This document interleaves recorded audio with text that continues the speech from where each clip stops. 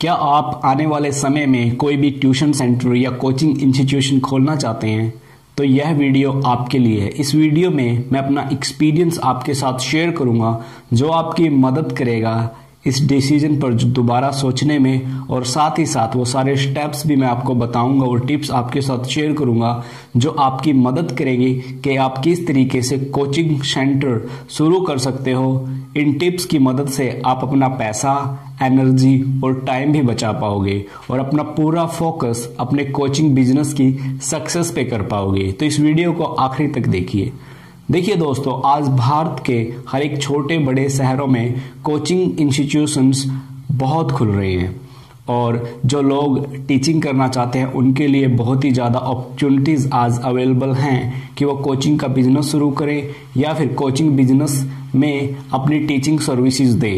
तो coaching business है जो बहुत बूम पर है और बहुत से यंग बॉयज एंड गर्ल्स इकट्ठे होकर कोचिंग बिजनेस को स्टार्ट करते हैं, वो कोचिंग इंस्टीट्यूट एस्टेब्लिश करते हैं। लेकिन जब वो एस्टेब्लिश करते हैं कुछ बेसिक चीज़ों को भूल जाते हैं जो उनके लिए ज़रूरी हैं। ये बेसिक चीज़ें उनकी सक्सेस में हर्डल होती हैं, बाधा होती हैं, और ज़रूरी ये है कि इन हर्डल्स के बारे में पहले ही सोच लिया जाए और इनको दूर करने की जितनी ज़्यादा हो सके उतनी कोशिश हमें करनी चाहिए। तो पहली जो बात है, जब भी आप कोचिंग इंस्टीट्यूशन शुरू करते हो तो उसको रजिस्टर जरूर करवाएं।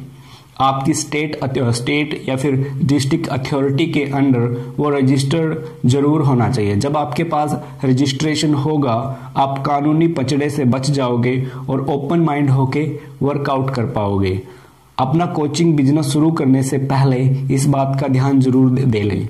अपने बिजनेस को, अपने कोचिंग इंस्टीट्यूट को रजिस्टर जरूर करें ताकि कल आपको किसी भी कानूनी दिक्कत का सामना ना करना पड़े। क्योंकि आपने देखा है कि बहुत से लोग बिना किसी रजिस्ट्रेशन के बिल्डिंग किराए पे लेते हैं और अपने कोचिंग शुरू कर देते हैं। बाद में कॉम्पिटिटर्स उनकी टांग खींचते हैं, उन पे तरह तरह के मुकदमे भी हो जाते हैं। तो इस बात को दूर करने के लिए सबसे पहला काम है अपने कोचिंग बिजनेस को रजिस्टर्ड जरूर करें। आप अपने नाम से कर सकते हैं, कोई भी नाम जो आपको अच्छा लगता हो उस हिसाब से आप कर सकते हैं। और अकॉर्डिंग टू शॉप एक्ट के अनुसार उसको जरूर रजिस्टर करवाएं। स्टेट अथॉरिटी के अंदर, डिस्ट्रिक्ट अथॉरिटी के अंदर, और फिर दूसरा होता है शॉप एक्ट के अकॉर्डिंग उसको रजिस्टर करवाएं। जब आप ऐसा रजिस्ट्रेशन करवा लोगे तो यू आर मेंटली फ्री, आपके ऊपर प्रेशर नहीं रहेगा।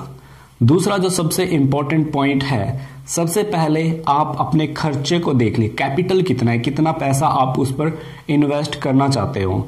दोस्तों क्या होता है, 3-4 बंदे इकट्ठे होकर या एक बंदा भी अपनी बहुत सी ज्यादा कैपिटल इस बिजनेस में इन्वेस्ट कर देता है क्योंकि उसको लगता है कि नंबर ऑफ स्टूडेंट्स वो अट्रैक्ट कर पाएगा। ऐसा करने से पहले आपको क्या करना है, मार्केट रिसर्च करना है। ज़्यादा से ज़्यादा कोचिंग इंस्टीट्यूशंस में विजिट कीजिए, वहाँ पे स्टूडेंट्स से बात कीजिए और जो उस कोचिंग इंस्टीट्यूट्स को चला रहे हैं उनसे बात कीजिए, उनके फीडबैक लीजिए।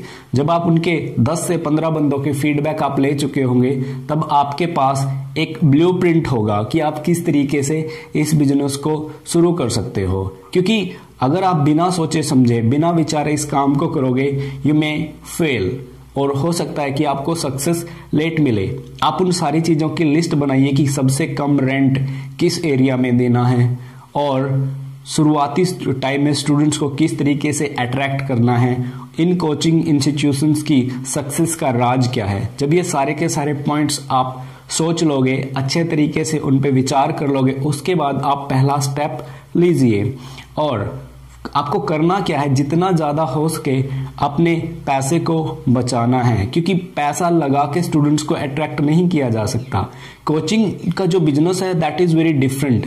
ये सक्सेस पे और माउथ मार्केटिंग पे डिपेंड करता है और इसमें सीखने के लिए बहुत कुछ होता है। तो फर्स्ट आपको मार्केट रिसर्च बहुत ज़्यादा जरूरी है। अपने शहर से नहीं, दूसरे शहर में जाके भी 4-5 दिन आप इन्वेस्ट कीजिए, थोड़ा एनर्जी वेस्ट कीजिए इस काम में, वेस्ट नहीं इन्वेस्ट कीजिए ताकि आप उन सारी चीज़ों को समझ पाओ। जब आप 1 हफ्ते से 10 दिन इन सारी बातों पर गौर कर चुके होंगे you will have something in your mind, एक ब्लूप्रिंट होगा और ये आपकी बहुत सी अवधारणाओं को भी दूर करेगा।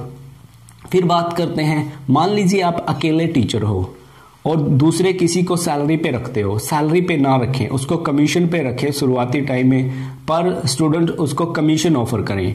क्यों? क्योंकि देखिए शुरुआती टाइम में क्या होता है, ज्यादा स्टूडेंट्स नहीं होते और जेब से सैलरी देना थोड़ा सा आपके ऊपर बर्डन पड़ सकता है।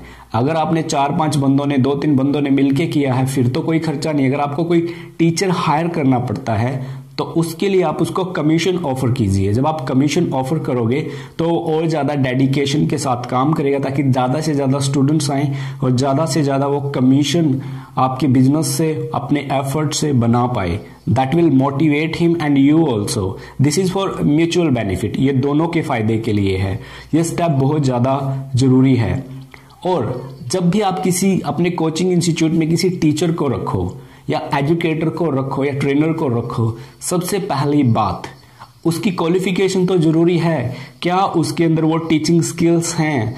आपने देखा है कि बहुत से टैलेंटेड टीचर्स हैं और बहुत से पढ़े लिखे लोग हैं जिन्हें बहुत अच्छे मार्क्स लिए हैं, एकेडमिक्स उनके सुपर्ब हैं, लेकिन जब बात टीचिंग की आती है वो इफेक्टिवली टीच नहीं कर पाते। आपको इस बात का बहुत ज्यादा ख्याल रखना होगा कि आपका जो टीचर है, ट्रेनर है, एजुकेटर है, वो टैलेंटेड होना चाहिए टीचिंग में। अपनी जो एजुकेशन है उसको डिलीवर करने में वो मास्टर होना चाहिए। ऐसा नहीं कि उसके पास जस्ट क्वालिफिकेशन है और वो सिर्फ एक पोस्टर बॉय के तौर पे आपके लिए काम करेगा। No, one student come to class, they need a good teacher who can educate them and inspire them. ऐसे टीचर की आपको जरूरत पड़ेगी। और जब आपके पास अच्छा स्टाफ होगा और आपने वेल प्लान्ड करके सारा काम किया होगा, then you will have less burden. आपके सर पे बर्डन कम होगा कि खर्चों को कैसे मैनेज करें, कंपटीशन में कैसे बने रहे। आप जस्ट फोकस कर पाओगे कि अपने रिजल्ट को बेटर कैसे करें। अगला पॉइंट, कंपटीशन के बारे में ना सोचकर रिजल्ट के बारे में सोचें। जितना ज्यादा बेहतर आपका रिजल्ट होगा उतनी ही ज्यादा स्टूडेंट्स को आप एनरोल कर पाओगे और आप कंपटीटर को बीट कर पाओगे। आपका अब अपने रिजल्ट को बेटर कैसे कर सकते हैं? First of all you must have a good teachers. अच्छे टीचर्स आपके पास हों। स्टूडेंट्स के ऊपर ज्यादा से ज्यादा फोकस करना है। You have to focus on the result. और छोटी छोटी जो प्रॉब्लम स्टूडेंट्स फेस करते हैं उनको इग्नोर ना कीजिए। Try to provide them the solution of every problem they face and this will motivate them. और ये उनका विश्वास आप में और बढ़ाएगी। जब उनका विश्वास आप में बढ़ेगा then result would be good. और आपके स्टूडेंट्स इंस्पायर्ड रहने चाहिए। जब आपके स्टूडेंट इंस्पायर्ड रहेंगे वो फोकस कर पाएंगे अपनी सक्सेस के ऊपर and that will help them. अपने मॉडल को ऐसा बनाइए कि आपके बिजनेस की माउथ मार्केटिंग हो। हाँ, माउथ मार्केटिंग। जब माउथ मार्केटिंग होगी then you don't need to worry to invest your money in advertisement. You see that there are many people, they pour a lot of money in the advertisement. बहुत सा पैसा वो advertisement में लगाते हैं लेकिन वो एडवर्टीजमेंट कुछ नहीं कर पाती। माउथ मार्केटिंग बहुत ज़्यादा जरूरी है और आपको माउथ मार्केटिंग की इस कला को सीखना होगा। जब आपका स्टूडेंट्स अच्छा करेगा तो वो पक्का माउथ मार्केटिंग करेगा। और आप स्टूडेंट्स को डायरेक्टली बोल भी सकते हो कि अपने दोस्तों को, रिश्तेदारों को हमारे कोचिंग इंस्टीट्यूशन के बारे में ज़रूर बताइए। और जब भी आपका रिजल्ट आए उस रिजल्ट को अपने स्टूडेंट्स के साथ और स्टाफ मेंबर्स के साथ जरूर सेलिब्रेट करें। जब आप अपने रिजल्ट को सेलिब्रेट करोगे तो पॉजिटिव वाइब्स ये बिखेरेगा और पॉजिटिव वाइब्रेशन आपके लिए बहुत बड़ा काम करेगी। अगर आप इन सारे पॉइंट्स को रखकर अपने कोचिंग बिजनेस को स्टार्ट करोगे then your coaching business is going to succeed. पक्का सफल होने वाले हो। विदाउट प्लानिंग आपको कुछ नहीं करना है। मार्केट को समझना ज्यादा जरूरी है, स्टूडेंट्स के नेचर को समझना ज्यादा जरूरी है और सबसे पहले आपको उस ट्रेंड को समझना होगा जो कोचिंग बिजनेस में आजकल चला हुआ है। जब इन सारी बातों पे गौर करके आप स्टेप लोगे, आपके पास हर एक क्वेश्चन का आंसर होगा और एक ब्लूप्रिंट होगा और स्टेप लेने के लिए आपके पास एक डिसीजन होगा। और ये सारी की सारी चीजें आपको कंफ्यूज्ड होने से बचाएंगी, demoralized होने से बचाएंगी and you will walk straight and succeed. You will be able to benefit maximum numbers of students. When the result is great, your institution is going to be great. People will mouth market your business, your coaching institution and you're gonna succeed. और आप इस तरीके से पक्का सफल होने वाले हो। इन पॉइंट्स को आप दोबारा देखिए, कोचिंग इंस्टीट्यूशन शुरू करने से पहले इनको रिवाइज कीजिए, रिव्यू कीजिए और फिर स्टेप लीजिए। Thank you so much for watching this video. Do not forget to subscribe our channel. We bring videos to educate and empower you so you can make extra amount of money and improve yourself. So see you again. Thank you again.